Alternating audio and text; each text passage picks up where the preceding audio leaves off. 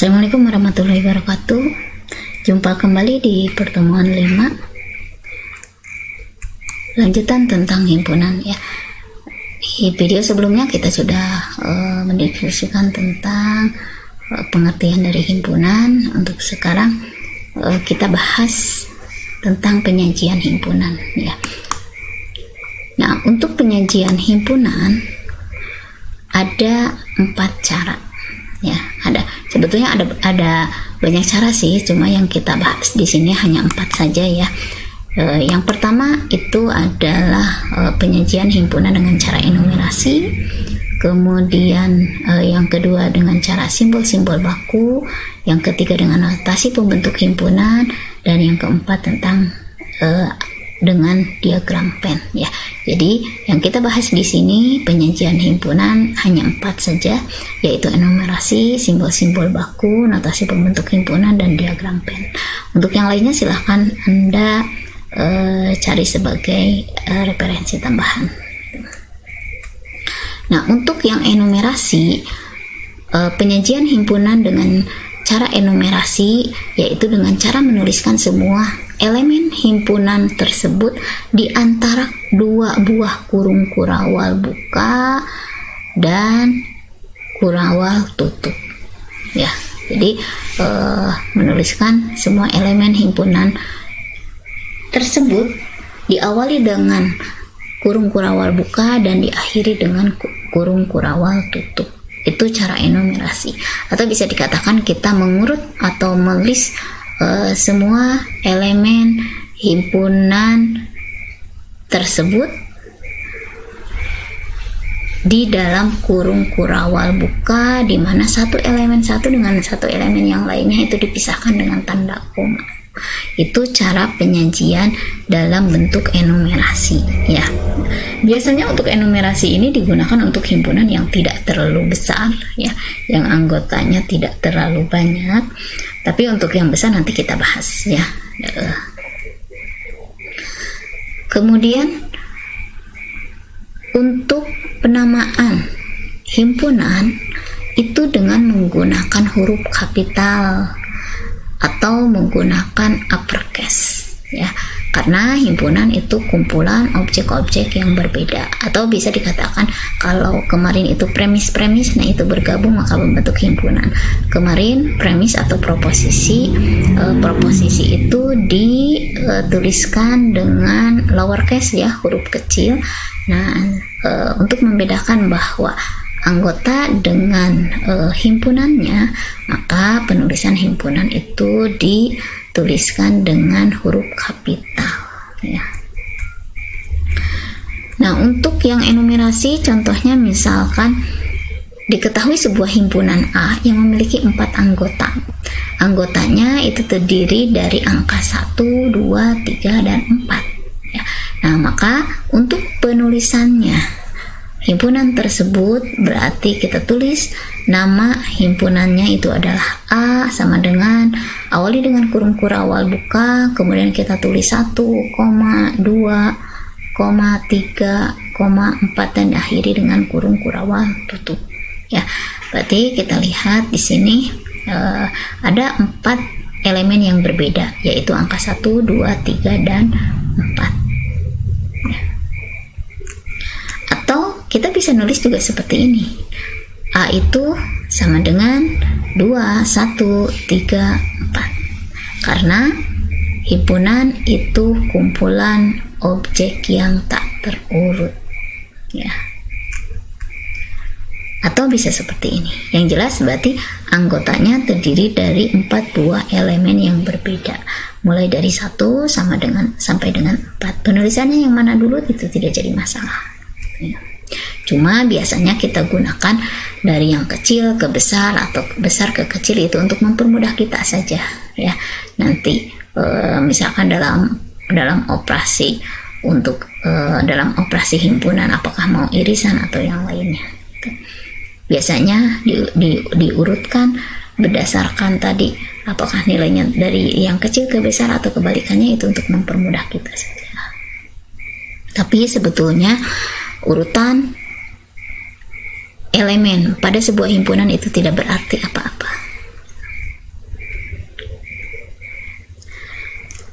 Nah, coba sekarang gimana kalau ada seperti ini? Misalkan himpunan B berisi 5 buah anggota genap positif pertama. Berarti kita lihat di sini ada kata bilangan genap positif pertama ya. Ingat, bilangan genap berarti bilangan yang habis dibagi 2 ya. Gitu. Bilangan genap positif pertama berarti mulai dari yang terkecil sampai 5 buah ya.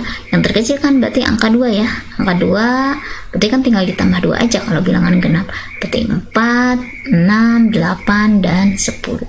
Sehingga kita bisa tuliskan B sama dengan kurung kurawal 2, 4, 6, 8, 10 ya.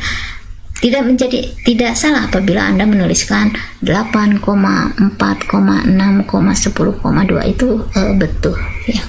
Cuma biasanya tadi untuk diurutkan dari yang terkecil ke yang terbesar itu untuk mempermudah kita mengecek mana yang sudah, mana yang belum. Sekarang bagaimana kalau seperti ini? Himpunan H yang berisi 4 buah bilangan prima di antara 10 dan 20. Ingat ya, bilangan prima adalah bilangan yang hanya bisa dibagi oleh dirinya dan angka 1 ya. Nah, berarti dari 10 sampai 20 ya. Berarti bilangan 11, 13, 17 dan 19, sehingga bisa kita tuliskan H sama dengan 11, 13, 17, 19 ya. Tadi Anda boleh menuliskan tidak terurut ya, boleh acak gitu. Nah, untuk anggota himpunan tidak mesti setiap anggotanya itu memiliki sifat yang mirip ya, atau dari objek yang sejenis ya. Sah-sah saja sebuah himpunan itu memiliki anggota yang sifatnya berbeda atau jenisnya berbeda ya, asalkan elemen satu dengan elemen yang lainnya itu berbeda ya. Jadi bisa saja elemen-elemen yang ada dalam himpunan itu tidak memiliki hubungan satu sama lain, tetapi yang jelas elemen tersebut harus berbeda. Jadi sah-sah saja kalau elemen dari sebuah himpunan itu tidak memiliki hubungan satu dengan yang lainnya.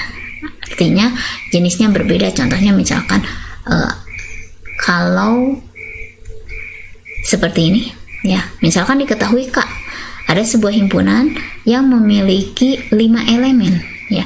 Kita lihat elemennya ada huruf A, kemudian ada kata Firdaus, ada angka 11, ada kata mos dan pena. Berarti kita lihat A ini adalah alfabet ya, sedangkan Firdaus itu kumpulan alfabet atau nama orang ya. 11 adalah angka, mos dan pena adalah alat tulis ya. Satu sama lain tidak memiliki hubungan gitu. Tapi ini diperolehkan karena satu dengan yang lainnya itu berbeda ya.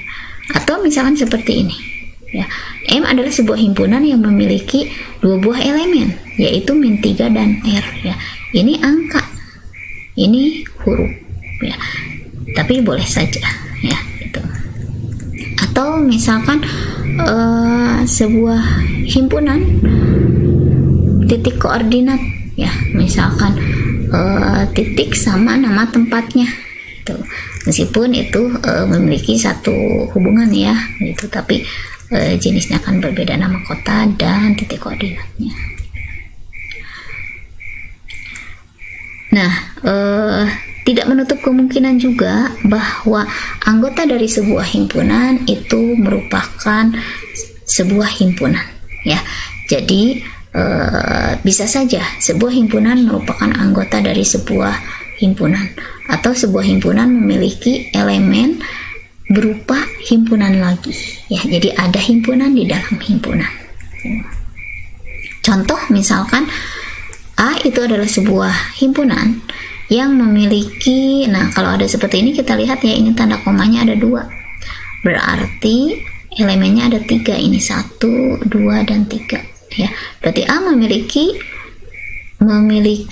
3 elemen. Yang pertama adalah angka 2, yang kedua adalah sebuah himpunan, yang elemennya adalah 3 dan 4 ya. Kemudian yang ketiga adalah sebuah himpunan yang memiliki 2 elemen, yaitu 2 dan 4. Jadi A itu memiliki 3 elemen. Kemudian N juga sama, memiliki 3 elemen. Yang pertama adalah huruf C. Yang kedua adalah sebuah himpunan yang elemennya adalah C, yang memiliki 1 elemen, yaitu huruf C. Yang ketiga adalah sebuah himpunan yang elemennya berupa himpunan juga, yang memiliki 1 elemen, yaitu huruf C ya. Jadi ini berbeda, ini angka C, ini sebuah himpunan yang memiliki 1 elemen, yaitu huruf C. Ini elemennya adalah berupa sebuah himpunan yang memiliki 1 elemen, yaitu sebuah himpunan, di mana himpunan itu memiliki 1 elemen, yaitu huruf C. Bisa dipahami ya. Kemudian Z. Nah, sekarang Z memiliki berapa elemen? Nah, Anda lihat ini berapa elemen? Ya, 1. Ya, 1 yaitu himpunan kosong. Ya, jadi ini simbol untuk himpunan kosong. Jadi Z memiliki 1 elemen. Apa elemennya? Yaitu himpunan kosong. Ya, bukan 0, tapi 1 elemen, yaitu himpunan kosong. Penulisan himpunan kosong bisa ditulis seperti ini atau bisa juga ditulis seperti ini. Nah, untuk penulisan atau penyajian himpunan dalam bentuk enumerasi, jika jumlah elemennya banyak tetapi memiliki pola tertentu, maka untuk menuliskannya atau menyajikannya kita bisa menggunakan tanda elipsis ya. Tanda elipsis atau titik 3 seperti ini ya. Contoh misalkan untuk himpunan alfabet itu dari A sampai Z, kita tahu awalnya sama akhirnya, berarti untuk tengah-tengahnya yang lain juga tahu, berarti kita bisa menggunakan tanda elipsis seperti ini ya, sehingga A sama dengan kurung kurawal A, B, elipsis, YZ ya. Berarti tengahnya ini mulai dari D sampai dengan W ya. Kemudian himpunan 100 buah bilangan asli pertama ya. Bilangan asli pertama berarti dari 1 sampai 100. Berarti untuk menuliskannya tidak perlu kita menuliskan dari 1 sampai 100 ya. Kita cukup menuliskan seperti ini saja. N sama dengan kurung kurawal 1, 2, elipsis 99, dan 100 ya. Berarti kan polanya itu nambah 1 ya. Nah, sekarang bagaimana untuk elemen yang tak berhingga anggotanya? Nah, untuk yang berhingga, kita lihat dulu yang berhingganya itu sebelah mana. Misalkan kalau himpunan bilangan bulat positif atau disimpulkan dengan P, karena P-nya itu dari huruf P ya gitu. Nah, bilangan bulat positif kan mulai dari angka 1 ya, angka 1 sampai tak hingga, berarti kita tuliskan ya awalnya saja yang kita tahu 1, 2, kemudian kita gunakan tanda elipsis ya. Sekarang bagaimana kalau himpunan bilangan bulat atau Z ya, disimbolkan dengan Z ya, bilangan bulat. Nah, berarti karena bilangan bulat itu dari negatif tak hingga sampai positif tak berhingga, maka berarti kita bisa menuliskan tanda elipsis ya, kemudian min 2, min 1, 0, 1, 2, 3, kemudian tanda elipsis ya. Berarti ini sampai min tak hingga, ini sampai plus tak hingga. Nah, itu penulisan untuk enumerasi ya, gitu. Nah, suatu objek dapat menjadi anggota atau bukan anggota dari sebuah himpunan ya. Nah, notasi untuk menyatakan keanggotaan biasanya kita gunakan simbol seperti ini ya. Ini menyatakan bahwa X adalah elemen dari himpunan A. Sedangkan apabila menggunakan simbol seperti ini, berarti artinya X itu bukan elemen dari himpunan A. Contoh misalkan diketahui A itu adalah sebuah himpunan yang elemennya adalah 1, 2, dan 3. Kemudian D adalah sebuah himpunan juga, elemennya itu ada 4 ya, ada 4 gitu. Dan K adalah sebuah himpunan yang memiliki 1 elemen ya. Berarti coba kita cek di sini ya. Apakah 3 adalah elemen dari himpunan A? Coba kita lihat di sini. Apakah ada angka 3? Oh iya, ini ada angka 3. Berarti betul ya. Berarti pernyataan ini betul. Itu karena memang ada angka 3 ya kan. Apakah 5 bukan elemen dari himpunan A? Kita lihat di sini tidak ada angka 5. Berarti ini juga betul. Ya. Apakah sebuah himpunan yang elemennya adalah A, B, C merupakan elemen dari himpunan D? Kita lihat ada tidak sebuah himpunan yang elemennya adalah A, B, C di dalam enumerasi dari himpunan D? Oh iya betul, ini ada. Berarti ini juga betul. Ya. Apakah A elemen dari himpunan D? Kita lihat ada huruf A. Oh, ada. Berarti ini juga betul. Apakah sebuah himpunan yang elemennya adalah A bukan merupakan elemen dari himpunan D? Kita lihat ada tidak sebuah himpunan yang elemennya A saja? Tidak ada, ada juga AC. Berarti betul juga ini ya. Apakah himpunan kosong elemen dari himpunan K?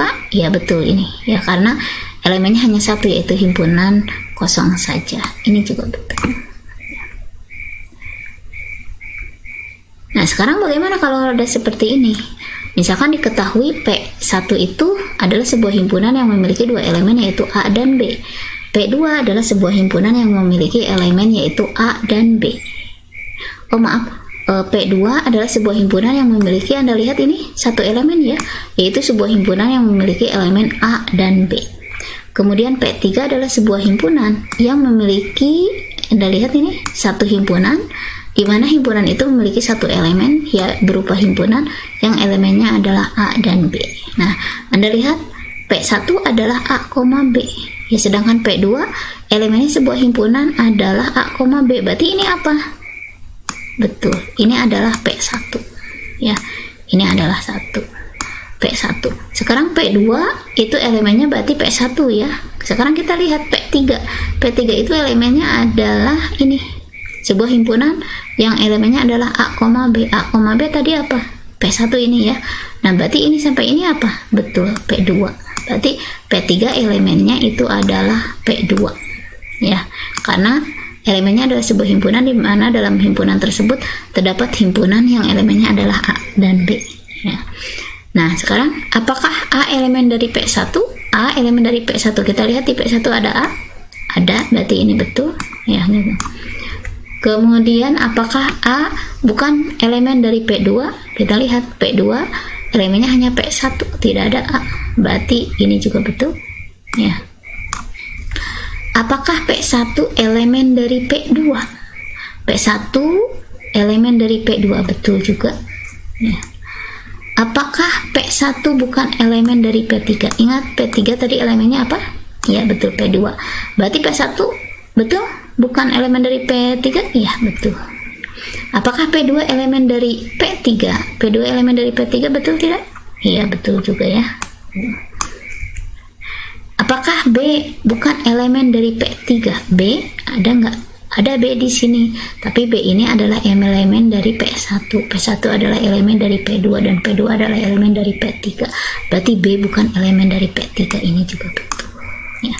Nah, Anda harus bisa untuk menentukan apakah sebuah elemen itu elemen dari sebuah himpunan atau bukan.